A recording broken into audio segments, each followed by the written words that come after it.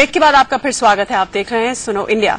काले धन पर मोदी सरकार ने यू टर्न ले ली है। केंद्र सरकार ने सुप्रीम कोर्ट में हलफनामा देकर कहा है कि वो विदेश में काला धन जमा कराने वालों के नाम नहीं बता सकती है।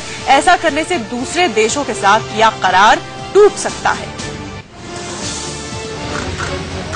मोदी सरकार ने काले धन को विदेशों में जमा करने वालों के नामों को सार्वजनिक करने से इनकार कर दिया है।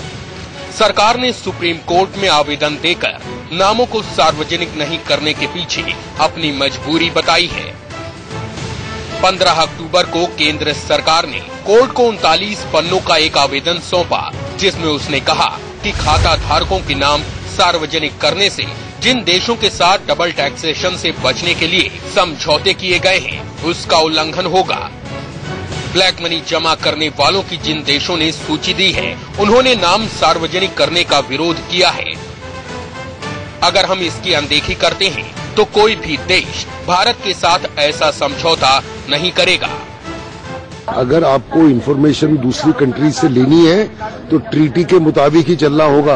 अगर आप ट्रीटी के मुताबिक नहीं चलेंगे और ट्रीटी को इग्नोर करेंगे तो कौन सी कंट्री आपके साथ ट्रीटी करेगी, और अगर नहीं करेगी तो जो इन्फॉर्मेशन का सोर्स है वो सोर्स ही खत्म हो जाएगा, तो ब्लैक मनी लाने का फिर मुद्दा कहाँ रहेगा। सरकार के इस रुख से इस केस के प्रमुख याचिकाकर्ता राम जेठमलानी बेहद नाराज हैं।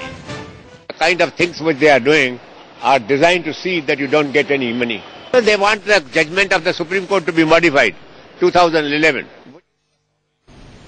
हमारे साथ हमारे संवाददाता आशीष सिन्हा जुड़ गए। आशीष, जाहिर तौर पर सरकार की मंशा पर सवाल उठ गए हैं। ठीक है, सरकार ये दुहाई दे रही है कि कांग्रेस की सरकार के दौरान जो करार हुए उस वजह से अब ये पेच अड़ गया है, लेकिन चुनाव से पहले ऐलान करते वक्त क्या ये रिसर्च नहीं की थी बीजेपी ने?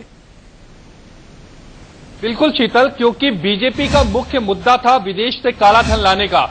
नरेंद्र मोदी ने खुद चुनाव से पहले कई बार कई रैलियों में उन्होंने कहा था कि वो 100 दिनों के भीतर काला धन लेकर आएंगे। जिस दिन मोदी सरकार बनी और पहली कैबिनेट की बैठक हुई, उस दिन बेहद अहम फैसला हुआ था काला धन लाने को लेकर, और उसी दिन एसआईटी का गठन हुआ था।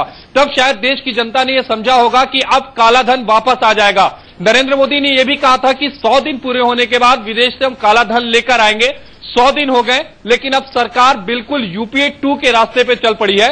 सरकार की तरफ से अटॉर्नी जनरल ने कहा आज सुप्रीम कोर्ट में कि अगर हम विदेश के खाताधारों के नामों की अगर हम सूची को अगर हम सबके सामने रखते हैं तो जो ट्रीटी है उसका उल्लंघन होगा। जाहिर तौर पर सरकार भी यूपीए 2 के राह पे चल पड़ी है। बिल्कुल बिल्कुल, यकीनी तौर पर इसीलिए उठ रहे हैं कई सवाल सरकार की मंशा पर इस मसले को लेकर। एक छोटे से ब्रेक के लिए हम रुक रहे हैं। सुनो इंडिया जारी है, देखते रहिए।